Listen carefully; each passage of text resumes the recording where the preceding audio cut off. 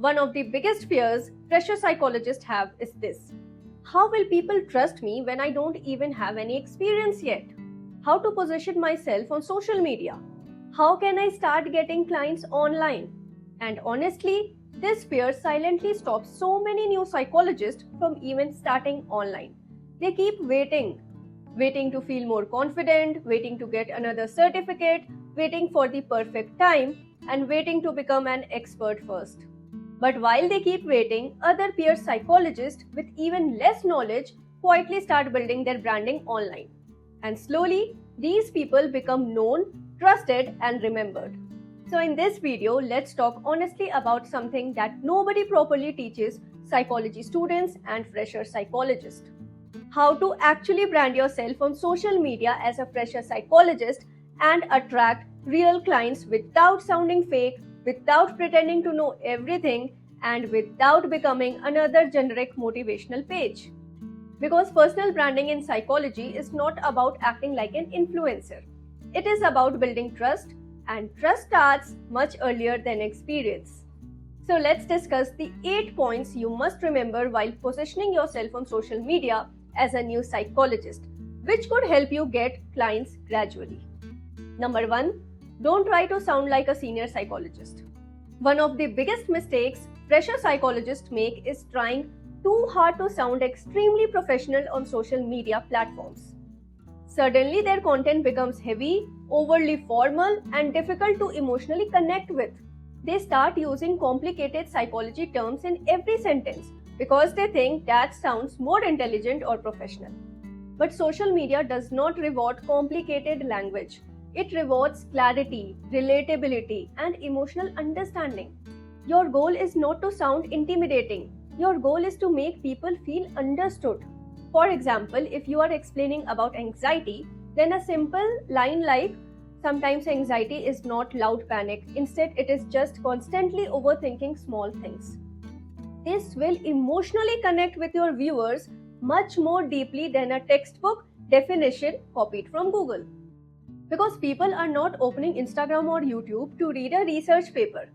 They are searching for understanding, validation, and clarity.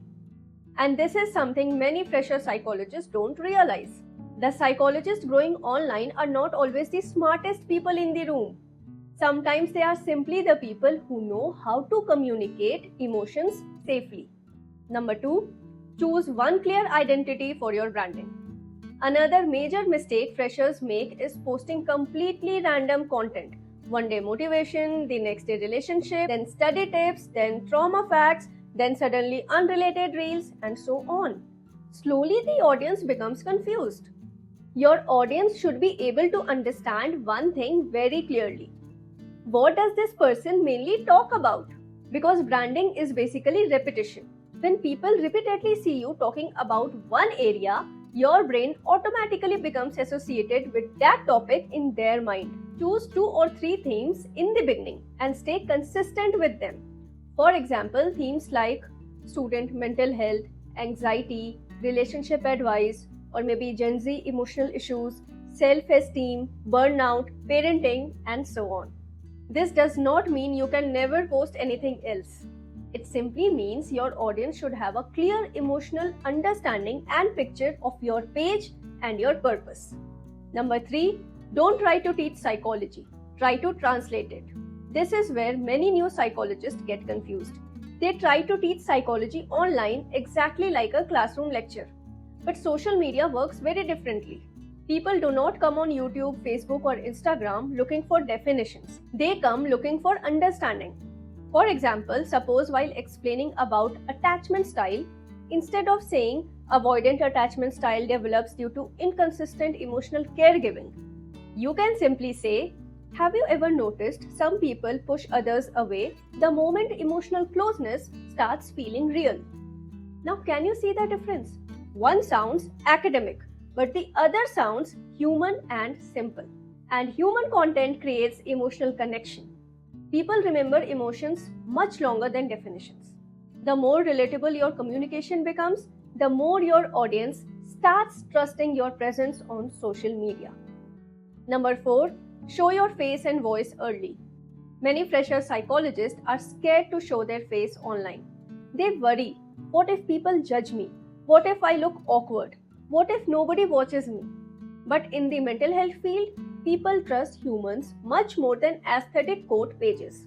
Clients are not only observing your knowledge, they are observing whether they feel emotionally safe with you.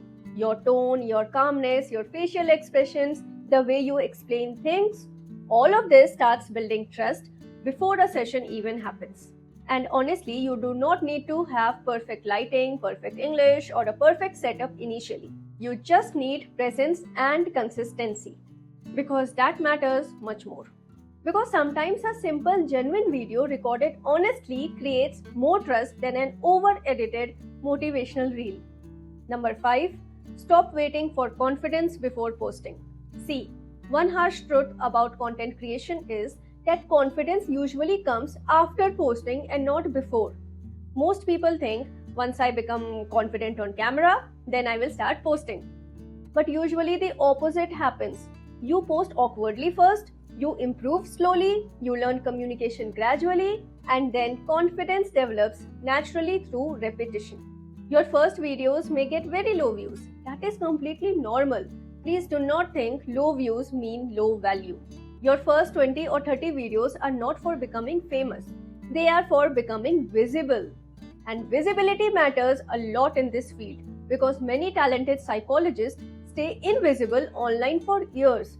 Not because they lack knowledge, but because fear keeps them hidden from social media presence. Number 6. Build trust before selling your services. Another mistake many fresher psychologists make is trying to sell their services too early. Every post becomes something like book a session, DM for counseling, limited slots available, and so on. But trust does not grow under pressure or FOMO, especially in the mental health field.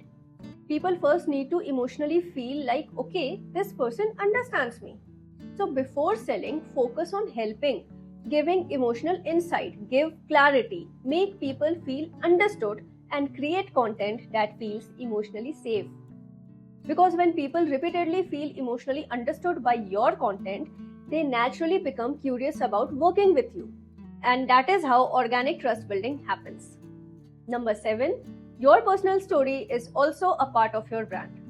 Now, this does not mean trauma dumping. But people connect deeply with you only when you present yourself with transparency, honesty, and humanity. For example, answering questions like, why did you choose psychology? What emotional experiences shaped your interest in mental health? What struggles taught you empathy? And so on. Sometimes sharing your personal experience creates more connection than your qualifications. Because social media today is already full of information, but genuine emotional presence is still rare. People may forget facts, but they remember how someone made them feel. Number 8. What actually attracts clients online? Many freshers think more certificates in psychology and allied services automatically mean more clients from social media. Yes, qualifications and certification matter. Ethics matter. Knowledge matters deeply. But online out there, people are also looking for clarity, consistency, relatability, communication style, warmth, and emotional safety.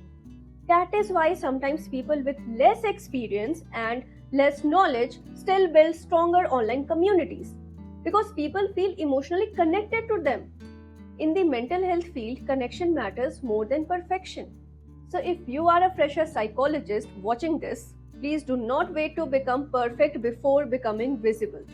Start small, speak simply, stay ethical, stay consistent, and focus more on connection than performance. You do not need to become the most famous psychologist on social media. You just need to become visible enough for the right person to find you. Because somewhere someone is already searching for the kind of knowledge and understanding you can give them. But they cannot reach you if you keep hiding. And if this video helped you, share it with another psychology fresher who is scared to start online branding. Subscribe to The Art of Mindful Thinking for more honest guidance about psychology careers and building yourself in this field. Thank you for watching. See you in the next video.